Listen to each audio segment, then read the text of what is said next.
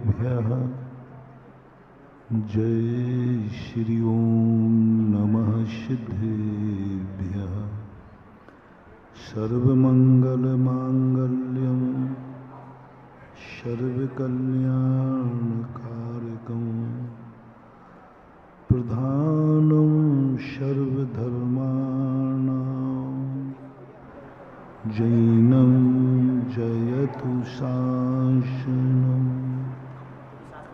पंच परमेष्टि भगवान की आचार्य श्री गुरुवर कुंद कुंद महाराज की आचार्य श्री गुरुवर विद्यासागर महाराज की।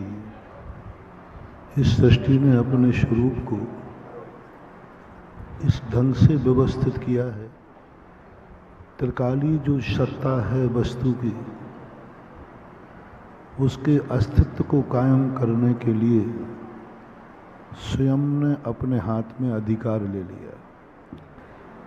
दुनिया में तुम एक वस्तु घटा नहीं सकते, एक वस्तु बढ़ा नहीं सकते।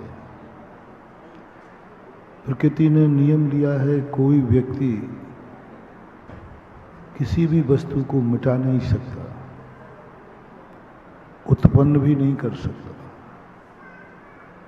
कोई भी व्यक्ति किसी भी दुनिया की गति को रोक नहीं सकता। उसमें नियम है कि उत्पाद व्यय ध्रुव निरंतर चलता रहेगा। लेकिन कुछ अधिकार मात्र जीव को दिए। धर्म आकाश काल को कोई अधिकार नहीं दिया। प्रकृति ने उन्हें एक शाश्वत अविनाशी बना दिया। पुद्गल को दिया तो पुद्गल का जो स्वरूप है वह बहुतायत, जो हितकारी अहितकारी है, वो जीव के आदि। किसी भी द्रव्य को एक द्रव्य दूसरे द्रव्य के लिए उपकारी के रूप में प्रस्तुत नहीं किया। धर्म द्रव्य पर, अधर्म द्रव्य पर, आकाश और काल द्रव्य पर किसी का उपकार नहीं। ये उपकार करते हैं दूसरों पर।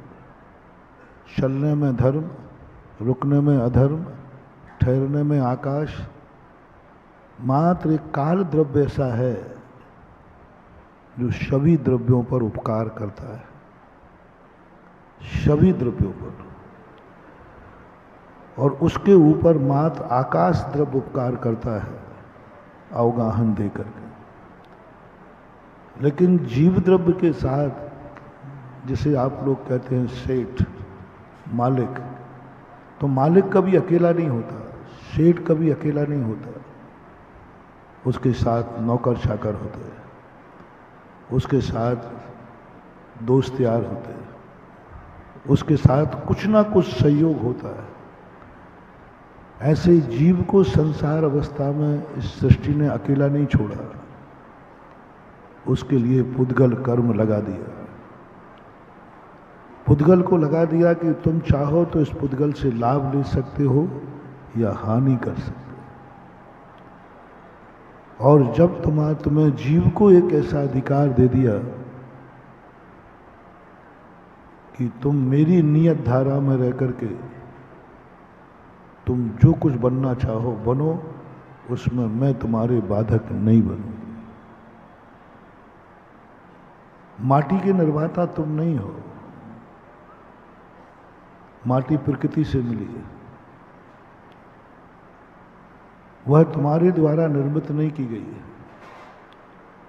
पत्थर तुमने नहीं बनाए हैं, पत्थर प्रकृति ने बनाया है। पानी तुमने नहीं बनाया है, प्रकृति ने बनाया। प्रकृति की एक प्रोसेस है पानी बनने की। आग तुमने नहीं बनाई है, आग प्रकृति ने दी है। पेड़ पौधे तुमने नहीं बनाए, हरियाली प्रकृति ने दी है। हवाएं तुम्हारी नहीं हैं, ये हवाएं किसने निर्माण किया? प्रकृति से, स्वतः है। अब हवाएं स्वतः हैं, इनको ऑक्सीजन बनाना तुम्हारा काम है, प्रकृति का नहीं। इनसे लाभ लेना तुम्हारा काम है। फेफड़े ठीक करोगे, रखोगे, तो हवाएं ऑक्सीजन बन जाएंगी। नहीं तो हवाएं चलती हैं, चलती रहती, तुम्हारे जीने मरने से कोई फर्क नहीं पड़ता हवाओं को। हवाएं निरंतर चल रही हैं, अनादिकाल से चलती आएंगी। फैसला तुम्हें करना है, तुम्हें सावधानी रखना है कि अपने फेफड़े ठीक करो, जिससे यह हवा तुम्हें ऑक्सीजन बन जाए। फेफड़े ठीक करना प्रकृति का काम नहीं है, फेफड़े ठीक रखना प्रकृति का काम नहीं है। फेफड़े प्रकृति दे सकती है, प्रकृति ने हमें फेफड़े दिए हैं, लेकिन प्रकृति को फेफड़े दिए हैं वो ठीक ही रह जाएंगे, जरूरी नहीं।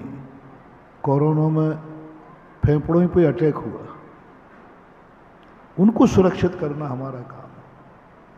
यदि इनको सुरक्षित रख गया तो हवाएं हमें ऑक्सीजन बन जाएगी। जल बरसता है, बरसता रहेगा, लेकिन जल का उपयोग यदि हम कर लें, यदि हम थोड़े झुक जाएं, थोड़ा अंजलि बांध लें, तो यही जल हमें जीवनदायिनी हो सकता है। और थोड़े से और यदि सुधर जाएं, तो जल का नाम निम्नगाह है, नीचे की तरफ बहता है। और यदि थोड़ी सी तुम्हें कला आ जाए तो इस जल से गंधोदक भी बना सकते हो। ये प्रकृति नहीं बनाएगी, प्रकृति जल बना सकती है, बिजली नहीं। प्रकृति जल दे सकती है, बरसा सकती है, बह सकती है, लेकिन इस जल से बिजली भी बन सकती है। प्रकृति कहती है तुम्हारा काम है, इसको पी करके जीवन दान दिया जा सकता है, ये तुम्हारा काम है। इस जल को मुनिराज की अंजलि में भेजा जा सकता है, प्रकृति कहती है ये मेरा काम नहीं, तुम्हारा काम है। या जल से भगवान के ऊपर ढालकर गंधोदक बनाया जा सकता है, ये मेरा काम नहीं है, तुम्हारा काम। ये अधिकार हमें दिया, जीव को दिया माँ। अग्नि दी उन्होंने, अग्नि है, सदा से है, प्रकृति ने दी है अग्नि। अब हमें दीप जलाना है कि आग लगाना है, ये फैसला प्रकृति का नहीं है, ये फैसला हमारा और आपका है, ये निर्णय आपका है। पेड़ उगते हैं, प्रकृति उगती है, हरियाली होती है, उस पेड़ का तुम्हें क्या उपयोग करना है। चाहो तो काट डालो, चाहो तो छाया से भर दो, छाया तो फल फूलों का उपयोग कर लो, प्रकृति कहीं नहीं रोकती। पृथ्वी सदा से थी, सदा से है और सदा से रहेगी। चाहे तो इस पृथ्वी पर पाप कर डालो, चाहो तो इस पृथ्वी पर जिनेन्द्र देव का मंदिर बना डालो, फैसला तुम्हारा। चाहो तो मकान बना लो, प्रकृति नहीं रोकती। पृथ्वी कहती है मैं, प्रकृति ने दी है पृथ्वी, वो सदा से थी, है, और उसको तुम्हारे लिए आज तक पृथ्वी को उत्पन्न कोई नहीं कर पाया। किसी ने कोई पृथ्वी उत्पन्न नहीं की, पृथ्वी है। उस पृथ्वी का उपयोग का अधिकार दिया जीव को। जीव को दिया कि तुम चाहो तो इस पृथ्वी को, जो निम्न मानी जाती है, चाहो तो सिद्ध क्षेत्र बना सकते हो, चाहो तो अतिशय क्षेत्र बना सकते हो, चाहो तो एक इतना बड़ी स्वरूप बना सकते हो कि वह पृथ्वी की माटी माथे से लगाने लायक हो जाए। तुम्हारे ऊपर ये अधिकार हमें दिए, माटी दी है प्रकृति ने। पूज्यवर गुरुदेव ने एक मूठी मूक माटी नाम का महाकाव्य लिखा। माटी को नहीं बनाया उन्होंने, माटी को तो उठाया है। माटी को आज तक कोई बना नहीं पाया, कितना भी विज्ञान हो जाए, मिट्टी को कोई नहीं बना सकता। मिट्टी तो प्रकृति की देन है। पूज्यवर को मैंने गौर से देखा, वो मूक माटी के अंदर माटी के संबंध में कोई प्रक्रिया नहीं लिखी कि माटी कैसे बनाई जाती, माटी से क्या बनाया जाता वो तो लिखा है, माटी से क्या बनाना है वो तो लिखा है, लेकिन माटी कैसे बनाओ, माटी बनाने की प्रक्रिया पूज्यवर ने नहीं लिखी। कोई विधि नहीं दी कि जो कलश बनाने की माटी है वो कैसे बनाओ? मूर्ति बनाने की कला दिखी है, लेकिन मूर्ति का पत्थर कैसे बनाऊं, ये प्रोसेस नहीं मिल रहा है। मूर्ति का मिल गया, पत्थर ऐसा हो तो मूर्ति बनाना ना, लेकिन ऐसा पत्थर कैसे बनाऊं, ये नहीं मिला। प्रकृति कहती है इसकी चेष्टा भी मत करना, तुम बना भी पत्थर मैं बनाऊंगी, पत्थर से क्या बनाना ये तुम बनाओगे, बंटवारा कर। पत्थर मैं बनाऊंगी, आपको मेहनत करने की जरूरत नहीं। मैं प्रकृति हूं, पत्थर का निर्माण मैं करूंगी। पत्थर से क्या बनाओगे ये मैं नहीं बनाऊंगी, ये जीव को अधिकार है तुम्हारे ऊपर। कितना व्यवस्थित बंटवारा है। पत्थर बनाने का अधिकार हमें नहीं दिया कि नहीं तुम पत्थर भी बनाना शुरू करो। हाँ, वो पथरी बन जाए वो बात अलग है, लेकिन पथरी भी तुम नहीं बनाते, वो भी बनती। आज तक कोई पेट में डॉक्टर पथरी नहीं बना सकता, लेकिन पथरी बनती है कि नहीं? नेचुरल। मिट्टी को कोई नहीं बना पाया, कोई नहीं बना सकता। विज्ञान के पास भी आज तक कोई फार्मूला नहीं है जो मिट्टी को बना दे, नहीं बना सकता। मिट्टी से बना सकते। तो पूज्यवर ने मूक माटी में वहीं से प्रसंग उठाया कि मिट्टी तो मुझे प्रकृति ने दे दी। मिट्टी को उन्होंने क्या कहा? प्रकृति का उपहार। प्रकृति ने दे दी, रॉ मटेरियल तो प्रकृति ने दे दिया। अब बाकी सारी फैक्ट्री में क्या बनाना है? दीप बनाना है कि मंगल कलश बनाना है कि पैरों से उसको खेती में डाल, क्या करना है सब तुम्हारे हाथ में। सो ये तो हुई भूमि का एक प्रसंग में। अब अपन लोग आ जाए। तुम्हारी सत्ता आज तक कोई विज्ञान जीव को नहीं बना पाया, आज तक नहीं बना। कोई विज्ञान की ताकत नहीं है जो जीव को बना सके। और ना जाने लाखों करोड़ों वर्षों से लोग लगे हैं, हमने सब चीज बना ली, बस एक कला और आ जाए कि जीव बनाना और विज्ञान को आ जाए। विज्ञान व्यर्थ में सिर से पहाड़ फोड़ रहा है। आज तक कभी जीव विज्ञान बना ही नहीं सकता। जीव का निर्माता प्रकृति है जो अनादि अनंत स्वभाव है। ना जीव मरता है, ना जीव जन्मता है। जो है उसका विनाश नहीं, जो नहीं है उसका उत्पाद नहीं। सत का विनाश नहीं, असत का उत्पाद नहीं। पूज्यवर अकलंक स्वामी श्री राजवार्धक।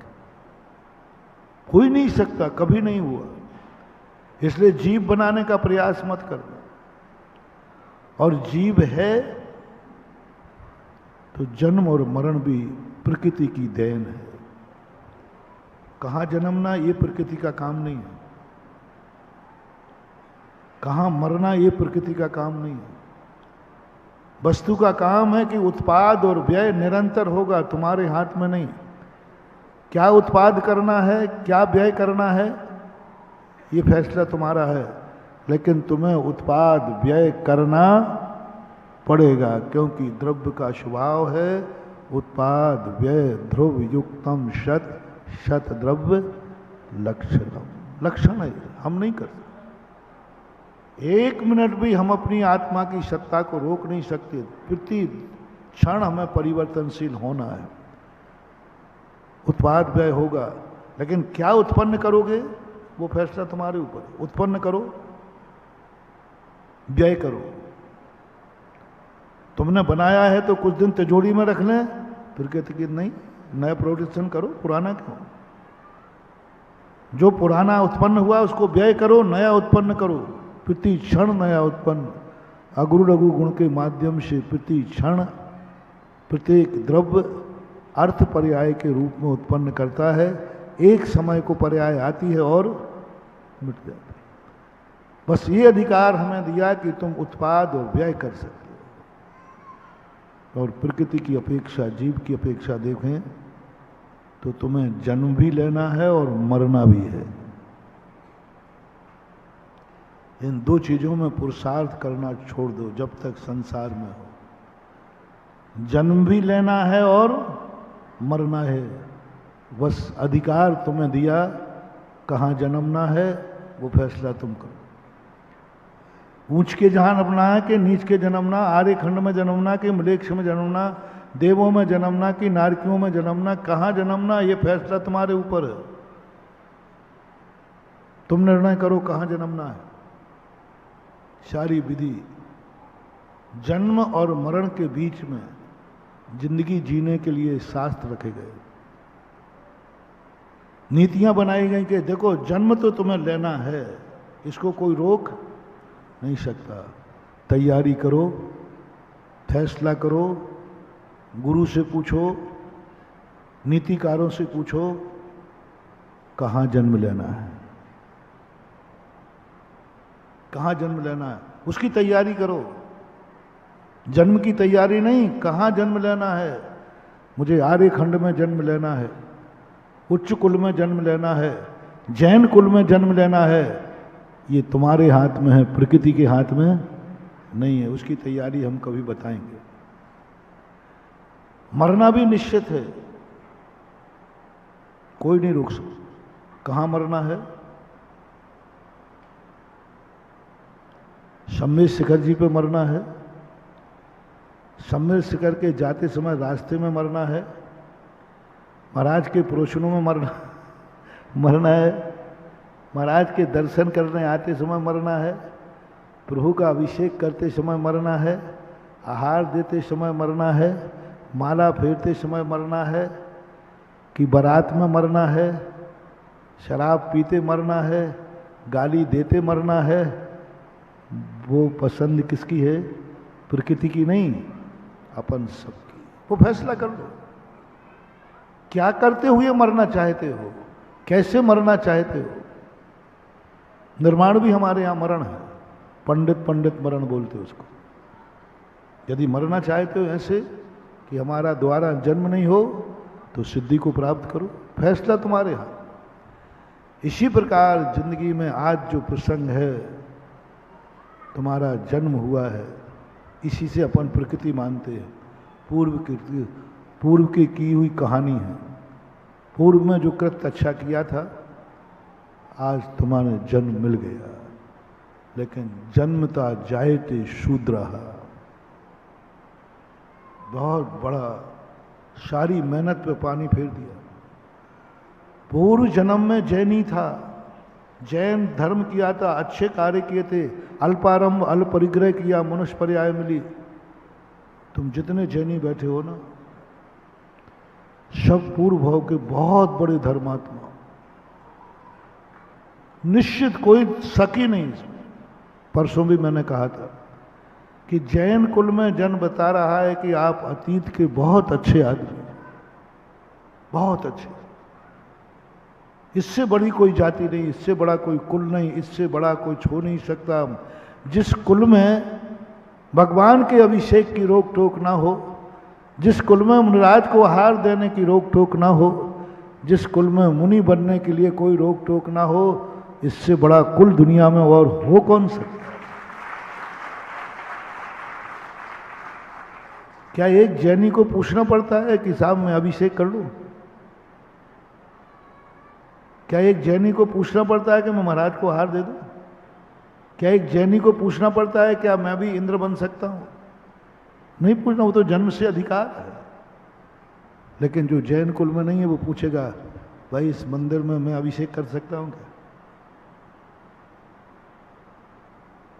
क्या मैं महाराज को आहार दे सकता हूं क्या? मैं भी दान दे सकता हूं क्या? पूछना पड़ेगा उसको। लेकिन तुमने किससे पूछा?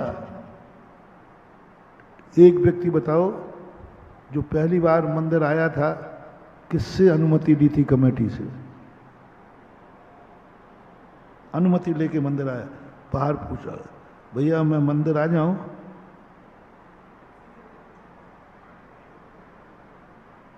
क्यों भाई?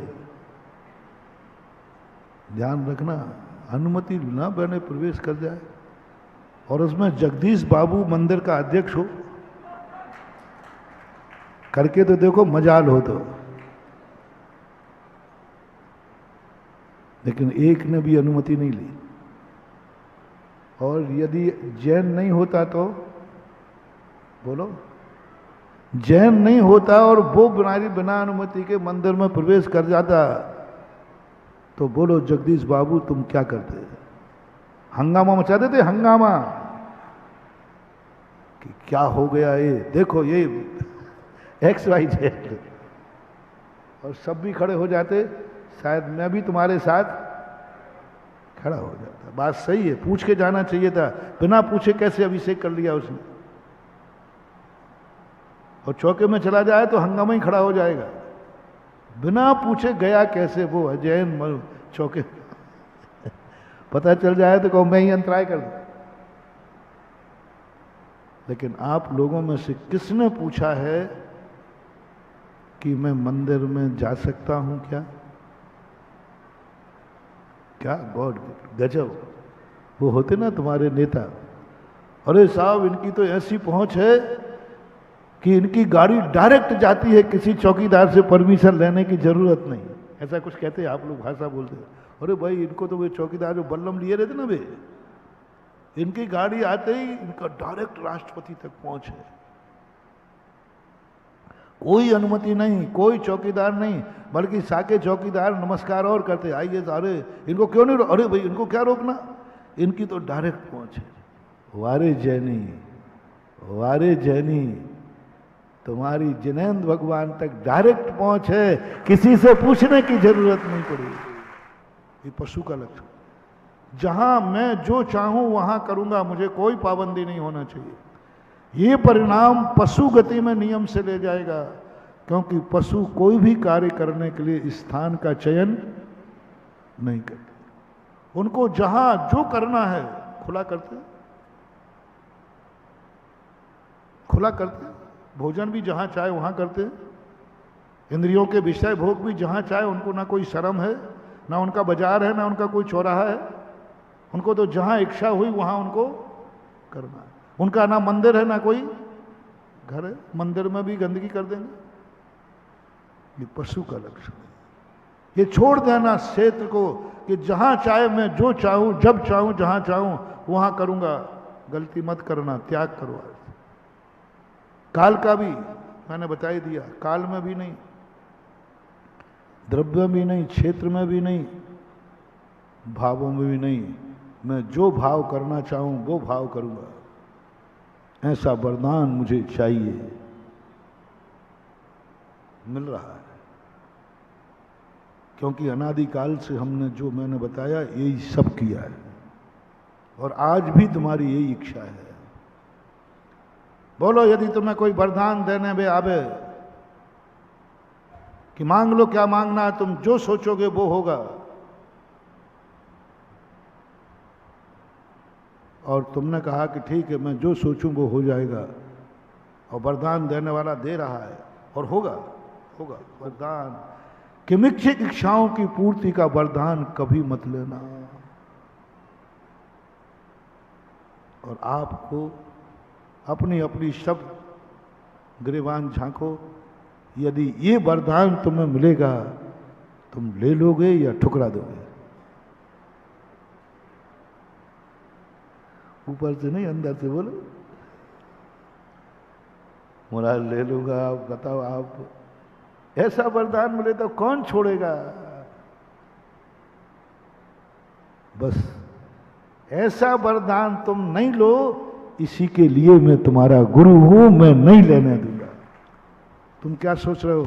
भाई मैंने सोचना बंद कर दिया, अब मैं बड़ा हो गया, अब मैं जैन हो गया हूं, अब मेरे माँ बाप जो सोचेंगे वो मैं करूंगा। तो माँ बाप की गोद में जाओ, मम्मी पापा आपने मेरे संबंध में क्या सोचा है? एक कठनेरा जाति होती है, संक्षेप में बताता हूं। इधर टीकमगढ़ तरफ राज्य में कोई राज्य का आक्रमण हुआ, कुछ अच्छे लोग वे भागे, भाग के देवगढ़ में एक विधान चल रहा था। विधान चलते चलते पंगत हो रही थी, उधर से वो लोग भागते आए, बेतवा नदी पार की, इधर दूसरे राजा का राज्य था। सैनिक उनको मारने पड़ रहे थे, क्योंकि उन्होंने उस राजा की अधीनता स्वीकार नहीं की, उसके नियम नहीं कि वो राजा आताताई था। भागे, सैकड़ों लोग भागे।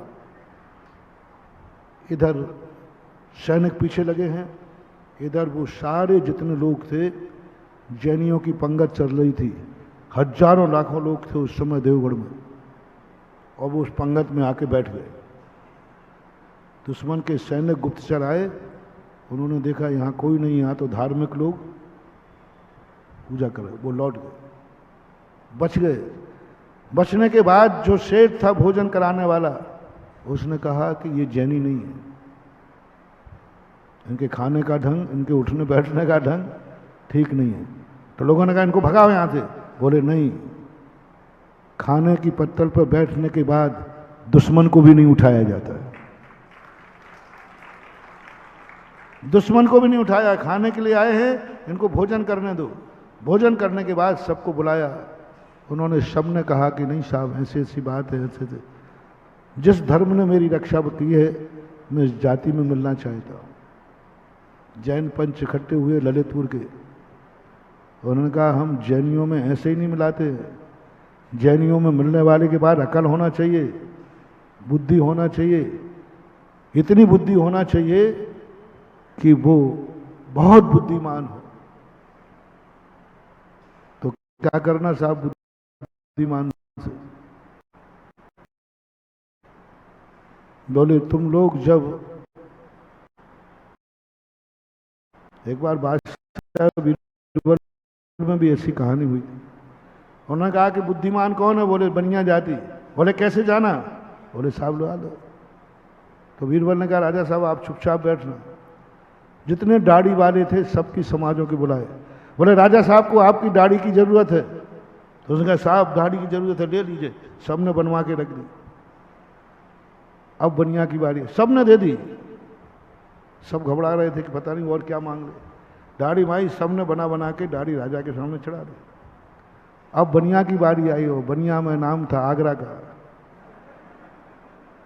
अब वहां पूछा, बोले अब दाढ़ी वाला, अरे तेरी दाढ़ी की जरूरत है राजा साहब। अरे राजा साहब को दाढ़ी की, हम तो गर्दन दे दें, गर्दन। गर्दन नहीं चाहिए दाढ़ी। अरे साहब बीरबल जी मैं कह रहा हूं राजा का है तो मैं तो गर्दन दे दूं, गर्दन। एक बार भी नहीं कहा कि मैं दाढ़ी दे दूं। क्या बोल रहा है? अरे साहब कैसी बात कर रहे हो, राजा साहब के लिए तो मैं गर्दन हाजिर है, गर्दन हाजिर है। बीरबल ने कहा गर्दन नहीं दाढ़ी की, हाँ बोल। अरे राजा बीरबल जी आप भी क्या बात कर रहे हो, जब गर्दन दे सकता हूं तो गर्दन में दाढ़ी आएगी कि नहीं? तो दाढ़ी के लिए तैयार? बोले साहब मैं गर्दन को तैयार हूं। और उसने एक बार भी नहीं कहा दाढ़ी को तैयार है। ठीक है दाढ़ी की तो दाढ़ी चाहिए, गर्दन नहीं चाहिए। बोलो तुम्हें क्या चाहिए? सबसे मांगा, कोई ने 10 रुपया, कोई ने 25 रुपये मांग करके, और किसी ने कुछ नहीं लिया। साहब मैं तो कुछ नहीं चाहिए। अब आगरा का बनिया और ऐसी दाढ़ी दे दे। उसने कहा कि देखो साहब पहली बात तो हमें कुछ नहीं चाहिए, मैं तो गर्दन देने को तैयार हूं। नहीं कुछ ना कुछ तुम्हें लेना पड़ेगा, फ्री में राजा साहब कुछ नहीं लेंगे। तो बोले साहब जब देना ही है तो लो सुनो, ये दाढ़ी जब मुड़ी थी जब मेरी मां मरी थी, 500 कलदार खर्च हुए थे। वो होता ना 500। दूसरी बार दाढ़ी मुड़ी थी जब जब मेरे पिताजी मरे थे, तो 1000 कलदार हुए थे खर्च। अब तीसरी बार में तो क्या मतलब है, कोई मरे जब देगा दाढ़ी के? नहीं नहीं साहब वो इशारा काफी है। तो तीसरी बार में बोले बीरबल जी पहली बार के 500 थे, दूसरी बार में 1000 लगे, तो तीसरी बार में आप हिसाब लगा के नहीं जानते राजा के मंत्री होकर, तो क्या करूं 1500? बोले आप सोच लो। 1500 मोहर राजा साहब को उसको दिए। 15 ठीक है। बोले साहब बहुत ठीक है, बहुत बढ़िया। 1500 मोहरें अंटी में बांधी। नाई बुलाया गया, बोले दाढ़ी दे दो राजा साहब को। तो पहले वो साबुन वाबुन नहीं चलती थी, पानी से गीला करते थे मुलायम। तो नाई पानी से गीला करते करते थोड़ा जोर से कर दिया और बनिया ने एक झापड़ मारा। बोले मूर्ख इसको बनिया की दाढ़ी समझ रखा है, ये राज दाढ़ी बिक चुकी है, राजा साहब की दाढ़ी है और ऐसे बनाता है। ये दाढ़ी बिक चुकी है, अब ये बनिया की दाढ़ी नहीं है, किसकी दाढ़ी है? एक झापड़ मारा। जैसे नाई को झापड़ पड़ा तो नाई कहता मर जाऊंगा, इसकी दाढ़ी तो नहीं बनाऊंगा। राजा साहब कहते भैया वो क्या गड़बड़ हो जाएगा, देखो साहब भाग जाएगा। बोले राजा साहब मेरी गर्दन काट दो, एक बनिया की दाढ़ी तो नहीं बनाऊंगा। माहौल ऐसा मच गया कि राजा साहब ने कहा बात तो सही है, इसने थप्पड़ के मार, निकाल इस बनिया को बाहर, निकाल बाहर। बनिया को बाहर निकाला। बीरबल ने कहा राजा साहब ये क्या किया आपने? 1500 रुपया गए और दाढ़ी भी गई, इसका नाम है बनिया। तो क्या तुम लोग ऐसे हो? बोले साहब परीक्षा ले लीजिए। बोले कल विधान का समापन है, बिना लकड़ी के, बिना कंडे के, बिना कोयला के, गैस चलती नहीं थी उस समय, इनके बिना तुम पक्की रसोई बना करके पूरी समाज को खिला सको तो समाज में मिलाऊंगा। लकड़ी बंद, कंडे बंद, कोयला बंद, तीसरा क्या है?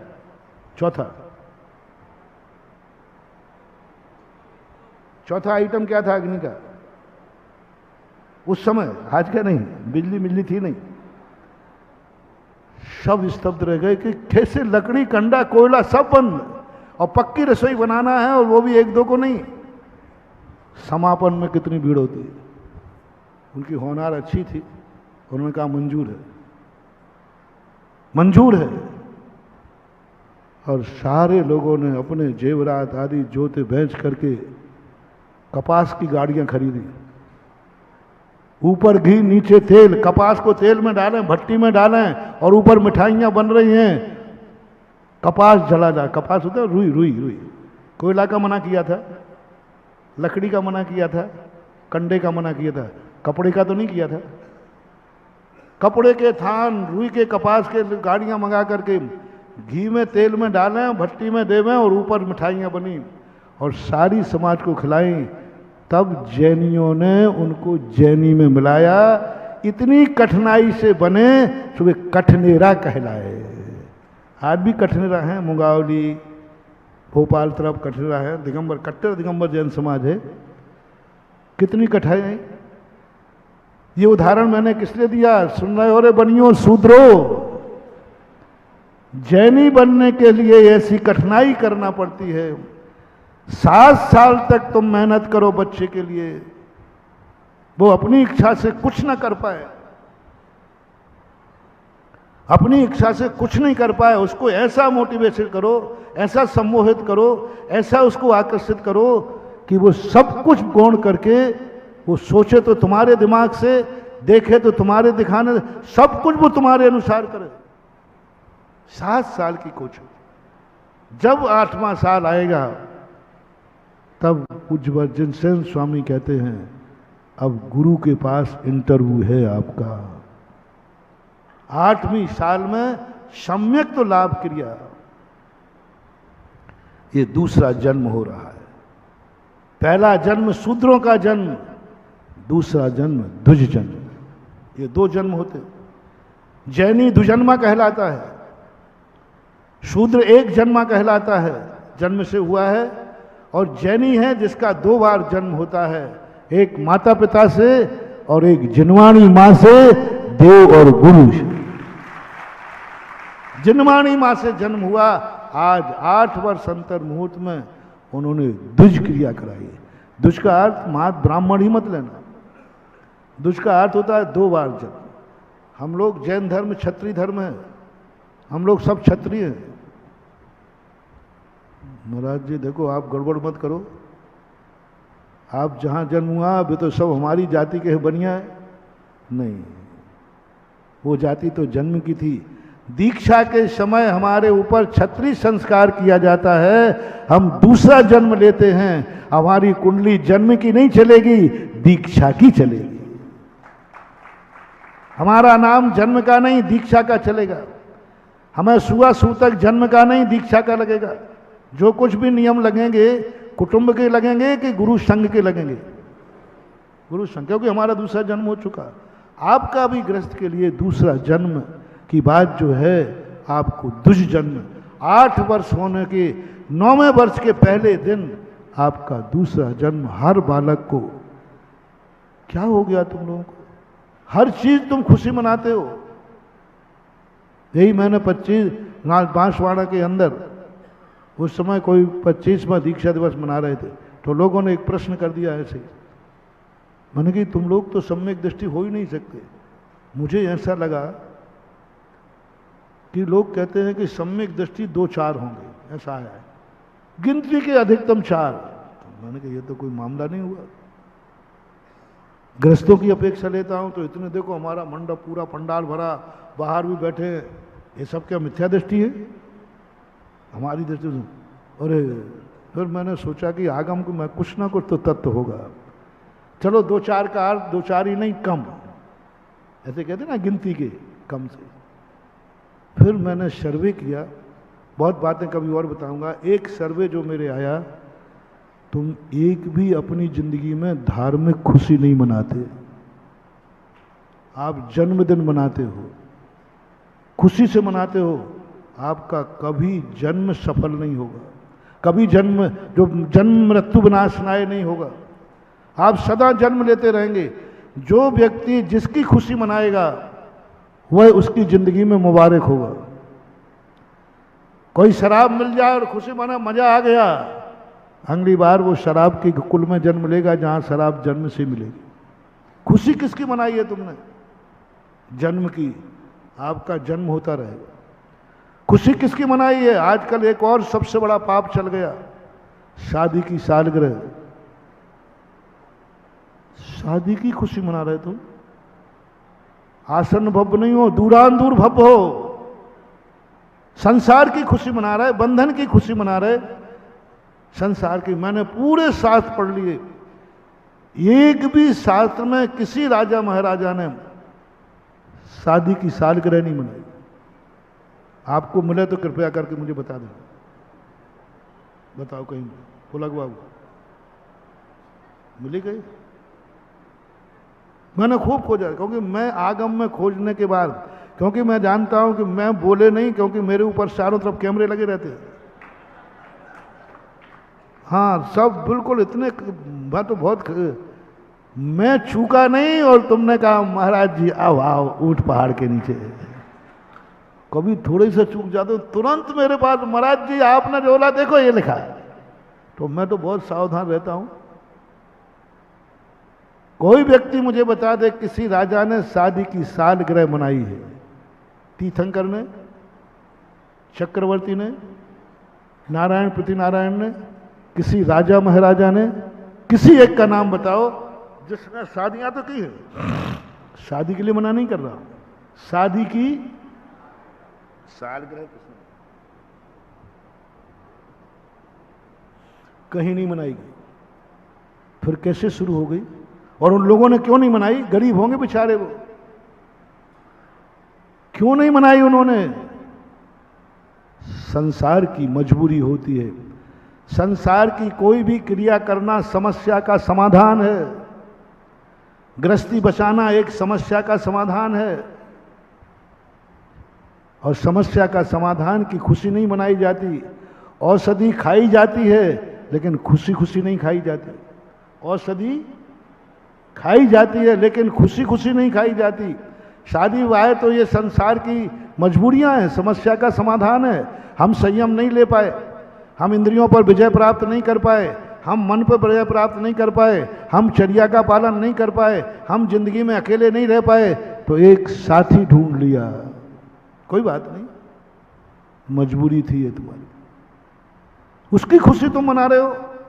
शादी की खुशी मनाने वाला सम्यक दृष्टि हो ही नहीं सकता, वो आसन्न भव हो ही नहीं सकता। शादी करने वाले की नहीं कह रहा हूं, शादी करने वाला तो सम्यक दृष्टि हो सकता है, हुए, लेकिन खुशी मनाने वाला किसी ने मनाया? नहीं मनाया, कहीं नहीं मनाया। और आजकल तो इतनी गंदी आदतें चल गई, शादी की सालगिरह मूल शादी से भी ज्यादा अच्छी। बताते हैं कि आजकल छोरा छोरियों में एक फैशन चल गया, मम्मी पापा मैं आपकी शादी में शामिल नहीं हुआ, मुझे दिखाओ ना कैसी होती थी। पूरी बाकायदा बारात जाती है, बाकायदा बरमाला होती है। ओह कितना बड़ा अपशकुन। वरमाला जिंदगी में एक बार डलती है, एक बार दाम्पत्य जीवन स्वीकार किया जाता है। ये तो 50 साल का होने के बाद दूल्हा बना है, दुल्हन बनेगी, बाकायदा श्रृंगार करेगी, 16 श्रृंगार, मेहंदी रचेगी और दोनों बराबर वरमाला डालेंगे। दोबारा विवाह करना विधवा का प्रतीक है। ये शादी की सालगिरह, जिस पाश्चात्य संस्कृतियां हैं जो रातों रात पति बदलती रहती हैं, आज इसको छोड़ा उसको कर लिया। एक जीवन में अभी अमेरिका में आया था, 18 पति बदल चुकी है वो, 18 19 से लिखा था। यहाँ लिया, तलाक दिया, दूसरी जगह तीसरी जगह। ये भारत देश है, यहाँ एक को स्वीकार करना ही मजबूरी है, अनेक की बात तो सवाल ही नहीं है। शादी की सालगिरह मनाई जाती है, आगम से देखो कहाँ है। चलो तुम जानो, तुम्हारा काम जाने, काहे को माथा पूरी करे। पर मैंने कहा कि इनको कम से कम इतना तो हो जाए कि जिंदगी में एक धार्मिक कार्य का उत्सव मनाओ, एक धार्मिक कार्य का जो तुम्हारी नहीं। तो मैंने वहाँ बांसवाड़ा में खांडू कॉलोनी के चतुर्मास में दिया कि हम लोग दीक्षा दिवस की खुशी मनाते हैं। हम लोगों से कहा गया दीक्षा दिन याद रखना, दिवस मनाओ या नहीं मनाओ वो बात नहीं है, दीक्षा का दिन याद करना, क्या परिणाम थे, क्या भाव से दीक्षा ली थी। तो आप लोगों को क्या करें। तो मुझे बहुत अच्छी परंपरा याद आई कि हमारे जैनियों में परंपरा है 45वें दिन प्रथम मंदिर दर्शन। उस 45 दिन को आप लोग दीक्षा दिवस जैसा टेम्पल डे के नाम से मनाओ, वो दिया था। टेम्पल डे एक प्रतीक मनाओगे, कम से कम सम्यक दर्शन का निशाना। मैं संसार की खुशियां मनाता हूं, जन्मदिन मनाता हूं, चलो शादी की सालगिरह भी मना ली, लेकिन साथ में मैं मंदिर दिवस भी मनाता हूं। जन्मदिन के समान बनाओ। जैसा जन्मदिन में सुबह उठकर सबसे बधाइयाँ आती हैं, बधाइयाँ जाती हैं। जन्मदिन के दिन आप लोग बच्चों को कुछ पैसे देते हैं, वो स्कूल में बांटते हैं, चॉकलेट पेंसिल देते ना जन्मदिन क्लास में।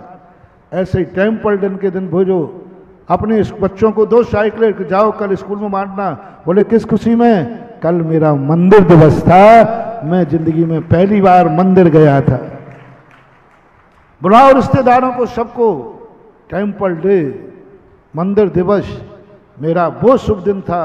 संसार में मैं जन्मा था, संसार में मेरा जन्म हुआ था, लेकिन आज मेरा वो दिन है जिस दिन मुझे मम्मी पापा पहली बार जिनेन्द्र देव का मंदिर का दर्शन कराने ले गए। जन्मदिन भूल जाओ तो भूल जाओ, टेम्पल डे नहीं भूलना, मंदिर दिवस नहीं भूलना, लिख करके रख दो। और मंदिर दिवस को इतने जोर शोरों से मनाओ, गाजे बाजे के साथ। जैसे मैंने कल कहा था ना, भीलवाड़ा में कहा RK कॉलोनी की परंपरा है, भारत में बहुत है, बहुत लोग मनाने लगे। सुबह उठ करके 7वें वर्ष समापन होते ही साल भर तैयारी, पहले 7 साल तैयारी करो, और उसके करने के बाद वर्षों पहले कार्ड छापो, हमारे बेटे का मंदिर दिवस आ रहा है। जैसे शादी की सालगिरह हो, जन्म दिवस के चाहते हो, आइटम बनाओ क्या करना है, और गाजे बाजे के साथ सबको बुलाकर, समाज को बुलाकर, घर से गाजे बाजे के साथ उसको पालकी में, बग्गी में, XYZ जिसमें उसको गाजे बाजे के साथ लाओ, समाज साथ में रहे, और ला करके मंदिर में प्रवेश कराओ। भगवान के चवर ढोरते हुए जावे, उसके वस्त्रों को परिवर्तन करा के उससे अभिषेक कराओ। अभिषेक कराने के बाद यदि गुरु महाराज हैं तो उनसे प्रार्थना करो, गुरु महाराज हमने बालक को जन्म दिया था, आज तक ये शूद्र था, आप इसे जैनी बनाइए, जैन धर्म में स्वीकार कीजिए। गुरु नहीं मिले तो पंचलोक खड़े हो जाएं। पंचलोक उसको अष्टमूल गुण, 3 मकार, 5 अणुव्रत, या 3 मकार दूसरे रूप में अष्टगुण, मध्य मधुमास, रात्रि भोजन आदि। कम से कम वो जितना छोड़े उतना, जितना कर पाए वो व्यवस्था आप देख लें।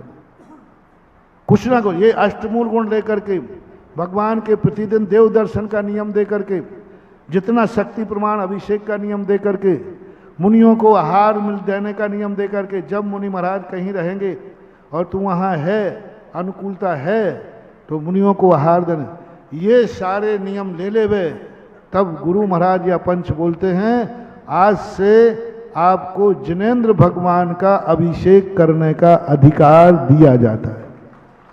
अब हमसे पूछने की जरूरत नहीं, मुनि महाराजों को आहार दान दे सकते हो, अब आप सब कार्यों के लिए छूट हो। ये है जैन बनाने की प्रक्रिया जो आज झांसी के उनके दादा संतोष और उनके पिता मनीष, इनके परिवार ने इस बच्चे को जो कराया, कल भीलवाड़ा वालों ने कराया था, और मैंने इसलिए आज कराया, कल वो ध्यान में नहीं आ पाई पूरी प्रक्रिया। आज सारे भारत को मेरा कहना है, जो मेरे भक्त हैं कम से कम वे आज अपना सब लोग पूरे घरों में सारे भारत का संदेशा राष्ट्र के नाम जैनियों को, हर व्यक्ति जन्मदिन मनाए या ना मनाए, शादी की सालगिरह मनाए या ना मनाए, टेम्पल डे का आज ही नियम ले लेना है। और एक ही दिन नहीं मनाना है, हर साल ये तिथि याद रखना है। तुम 80 साल के भी हो जाओ, बोले कहाँ जा रहे हो, बोले आज मेरा मंदिर दिवस है, इस दिन मैं मंदिर गया था, बड़े ठाट बाट के साथ आप अपने दादाजी का टेम्पल डे मनाइए। क्यों दादाजी का जन्मदिन नहीं मनाते क्या? बोलो ना, सीढ़ियाँ चढ़ाते हो, सोने की गड़बड़ मत करना। 2-3 पीढ़ी हो जाए तो क्या होता है, सोने की चिड़ियाँ चढ़ाएं। अरे भैया एक आध बार कोई टेम्पल डे पर सोने की सीढ़ी चढ़ा देगा दादाजी को कि दादाजी आपका पोता आज मंदिर जा रहा है, आज उसका मंदिर दिवस है, दादा परदादा है, टेम्पल डे पर सोने की सीढ़ी चढ़ाओ, जन्मदिन पर तो दुनिया चढ़ा देती है। तो फिर मानूंगा कि तुम्हें धर्म का, तो मानूंगा कि तुम आसन्न भव्य हो, तुम्हें दुनिया में किसी की खुशी नहीं है, तुम्हें सबसे खुशी किसकी है कि मैं आज मंदिर गया था। ये घरों में बूढ़े का दादा का आज से शुरू करो।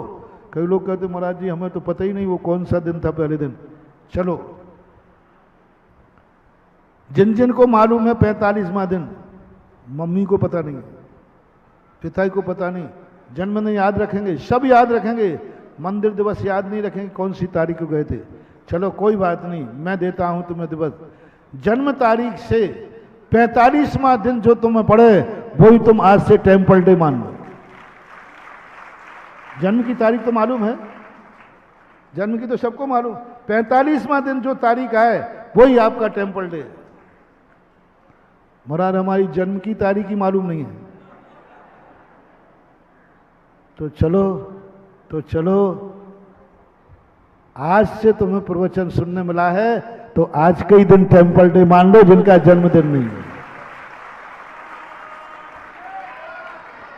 आज के ही दिन मान लो कि आज मुझे गुरु ने आंखें खोली थी और आज का दिन मैं टेम्पल डे मानता हूं। जब जागो, बस मुझे धर्म की खुशी मनाना है, कर्म की खुशी तो तुमने मनाई, सारे संसार की खुशी तुमने मनाई, कभी एक धर्म की खुशी अपनी जिंदगी में बनी रहने दो। 50 साल जिए, 80 साल जिए तो 80 बार तुमने टेम्पल डे मनाया। महानुभाव, पूरी जिंदगी भर जो टेम्पल डे मनाता रहेगा, मैं अपने विश्वास के साथ गारंटी से कह रहा हूं, अगला भाव उसका जैन कुल में गारंटेड है। क्योंकि तुमने खुशी किसकी मनाई, मैंने पहले ही कहा, तुम किसकी खुशी मनाते हो वही तुम्हारी जिंदगी का भाग्य है। धर्म की खुशी मनाओ, और धर्म के दिन पे पूरी दुनिया में सब कुछ है। आज ये 2 दिन, कल और आज का दिन पूरा आगरा के अंदर, मेरा कहना है जितने लोग मेरे प्रवचन सुन रहे हैं, हर व्यक्ति के लिए आज से अपना और अपने बच्चों के परिवार का टेम्पल डे शुरू करना है। छोटे में कर लेना, कोई बात नहीं। आज मेरा टेम्पल डे है, मंदिर में आकर अभिषेक शांति धारा करो, पूजा करो और अपने आप को स्मरण करो कि हे प्रभु, आज मेरा मंदिर दिवस है, आज वो पावन दिन है जिसमें पहला दर्शन मेरे मम्मी पापा ने आपका कराया था। तो ये बहुत बड़ी चीज हो जाएगी महानुभाव।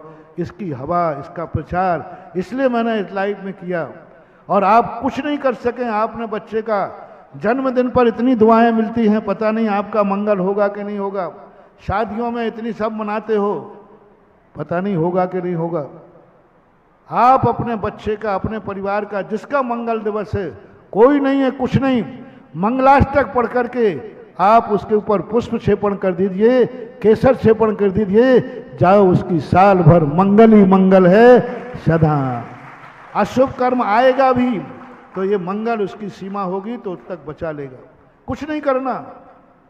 आप परिवार के लोग जैसे जन्मदिन के दिन आप क्या करते हो, केक में काटते हो, मोमबत्तियां बुझाते हो, जो कुछ भी आप करते हो, इसका सबसे बड़ा पैटर्न है कि उसको सबके सामने बैठा कर जितने रिश्तेदार परिवार के लोग हैं सब अपने हाथ में पुष्प ले लें, पीले सरसों ले लें, केसर ले लें और मंगलाष्टक पढ़ के कुर्वन्तु ते कुर्वन्तु ते कुर्वन्तु ते, बस इतना कर दीजिए। हमारे टेम्पल डे के दिन करना है, और दिन नहीं। और दिन करो तो मुझे कोई आपत्ति नहीं है। टेम्पल डे के दिन यदि आपने ये किया तो मेरा विश्वास है कि हम लोगों के आशीर्वाद से भी हजारों गुना मंगल वो पुष्प करेंगे जो आपने फेंके। और मंगलाष्टक तो प्राय सबको आता है। जिनवाणी की पूजा भी किताब सबके पास है। मंदिर में कर लो, मंदिर में नहीं घर में कर लो, कोई बात नहीं, घर में कर सकते हो। अपने घर में मंदिर से जाकर के और घर में बैठा के उसका मंगल कर दीजिए। इतना सा आपको ये टेम्पल डे आज का सबसे बड़ा उपहार राष्ट्र के नाम जो मैं दे रहा हूं कि हर जैनी को मेरा भी आशीर्वाद लो। अब तुम ऐसे नहीं मानोगे, तो मैं जब तक टाइट नहीं करूं तुम मानोगे नहीं। क्या करूं? जब तक जो व्यक्ति टेम्पल डे नहीं मनाएगा वो लाख नमोस्तु करे महाराजों को, उसको आशीर्वाद का फल नहीं लगेगा। लाख मंदिर में जावे, लाख शांति धारा करे, लाख अभिषेक करे, उसको कोई गंधोदक का फल नहीं फलेगा, क्योंकि वो टेम्पल डे नहीं मनाता है। अब और यदि तुमने टेम्पल डे मनाया तो मेरा हाथ उठे या नहीं उठे, उसको एडवांस में मेरा आशीर्वाद फलेगा। वो मेरे सामने आवे या नहीं आवे, जहां भी होगा नमोस्तु करेगा, उसको एडवांस में उसके आशीर्वाद के लिए फलेगा उसको। और जो व्यक्ति मंदिर नहीं भी आ पाएगा, अस्पताल में पड़ा है, और वहीं से भगवान को स्मरण करेगा, तो भगवान का अभिषेक, भगवान भी उसे फलेंगे। यदि तू अभिषेक नहीं भी कर पाया, किसी ने गंधोदक दे भी दिया, तो गंधोदक तेरे जीवन को मांगलिक होगा, क्योंकि तू टेम्पल डे मनाता है। टेम्पल डे वालों के लिए आज विशेष पुरस्कार सबको शुरू करना है। इस साल में जितने मेरे प्रवचन सुना लाइव में यहाँ, सबको अपना टेम्पल डे आज ही तारीख तय करना है। साल भर में कभी ना कभी तो जन्मे थे, कोई ना कोई तारीख तो आएगी आएगी। साल भर से बाहर तो वो तारीख तुम तय कर लो।